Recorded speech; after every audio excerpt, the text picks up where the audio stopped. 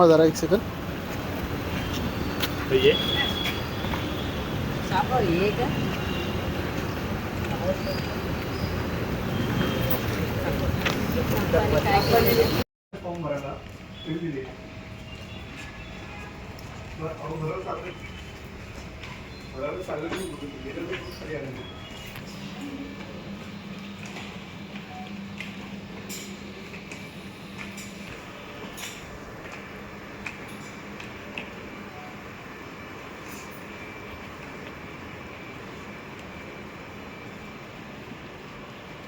समितीला बोलू, पंचायत समिती सभापतीला बोलू.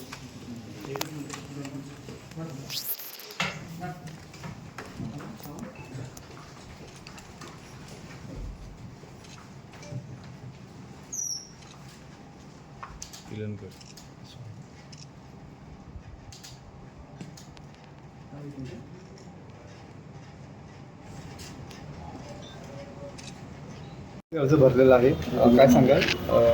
एबी फॉर्म जोडलाय का सोबत? नाही, हा जो उमेदवारी अर्ज आम्ही भरलेला आहे तो अपक्ष म्हणून आम्ही भरलेला आहे. पण जर पक्षाकडून मला संधी भेटली तर नक्कीच मला आवडेल की पक्षाकडून एबी फॉर्म जर मला दिला तर आम्हाला खूप आवडेल. ओके. रायगडमध्ये तुमच्या भागातले सुद्धा अनेक शिवसैनिक तुमच्यासोबत दिसत आहेत. महायुतीचा अद्याप निर्णय झालेला नाही, अशा वेळेला तुम्ही उमेदवारी अर्ज भरलाय, काय सांगाल?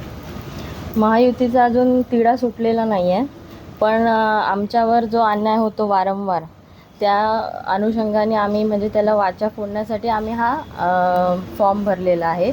महायुतीचा निर्णय आज संध्याकाळपर्यंत होईल अशी आशा आहे आणि तो आमच्याच बाजूने होईल अशी मला आशा आहे. पक्षश्रेष्ठींनी समजा अर्ज मागे घ्यायला सांगितलं तर काय करणार?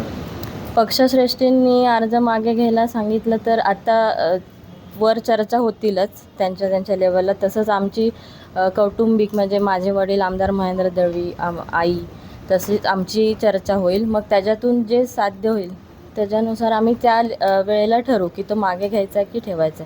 पण सध्या तरी आमचा मागे घेण्याचा कोणताही हे नाही आहे. अन्याय म्हणता, अन्याय नेमका कसला अन्याय आणि कुणी अन्याय केला तुमच्यावर? पहिल्यापासून जर बघायला गेलं तर ही महायुती ही पहिल्यापासूनच आहे, म्हणजे राष्ट्रवादी, BJP आणि शिवसेना.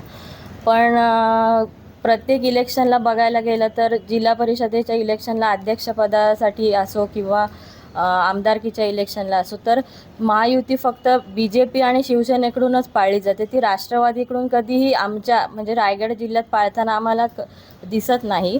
ती अध्यक्षपदाचंही देखील पहिल्यांदा कबूल केलं आणि ते दिलं नाही. तसंच आमदारकीच्या इलेक्शनलाही त्यांच्या सर्व राष्ट्रवादीच्या कार्यकर्त्यांनी आमच्या विरोधात प्रचार केला होता. हे त्यांच्या म्हणजे सुनील तटकर यांच्या कानावर घालूनही त्यांनी कोणताही ह्याच्यावर म्हणजे निर्णय घेतला नव्हता लास्टपर्यंत. तर हा अन्याय कायम आमच्यावरच होतं. म्हणून आता आम्ही कुठल्याही आमिषाला बळी न पडता आम्ही हा उमेदवारी अर्ज दाखल केलेला. विकास शेठला कदाचित उमेदवारी अर्ज भरू शकतो, अशा वेळेला दोघांमध्ये नेमकं काय तुम्ही मागे घेणार का? विकास शेट्टी विकास गोगावलेंचा अर्जही आमच्याच पक्षाकडून असेल, म्हणजे तेही अपक्षच भरतील. पण शेवटी आमचा पक्ष एकच असल्यामुळे वरिष्ठ म्हणजे गोगावले साहेब किंवा माझे वडील आमदार महेंद्र दळवी साहेब हे ठरवतील की त्यांना हे सीट द्यायची आहे की मला द्यायची आहे किंवा अर्ज दोन्ही ठेवायचे आहेत की पाठी घ्यायचे आहेत. ते जेही निर्णय घेतील ते मला मान्य आहे. समजा जर 1 तारखेला शेवटची तारीख आहे अर्ज भरण्याची, तेव्हा अनिकेत तटकरे यांचंच नाव समजा जर फायनल झालं तर नेमकी भूमिका काय असणार? अनिकेत तटकर यांचं नाव जर फायनल झालं तर तेव्हा वरिष्ठ लेवलला जी चर्चा करतील म्हणजे शिंदेसाहेब जसा आम्हाला जो निर्णय देतील तो आम्ही कायमच त्यांचा निर्णय पाळू आणि ते आमच्यासाठी बरंच असेल. पण तरी त्याच्यातून म्हणजे काय झालं तर वेगळा निर्णय घेण्याची आम्ही शक्यता आहे. सपोज जर वरून सपोर्ट आणि तटकरांना सपोर्ट करायचं सर सांगितलं गेलं तर तुम्ही त्यांचा प्रचार करणार का किंवा त्यांना तुम्ही सपोर्ट करणार का? आम्ही त्यांचा प्रचार नाही करणार.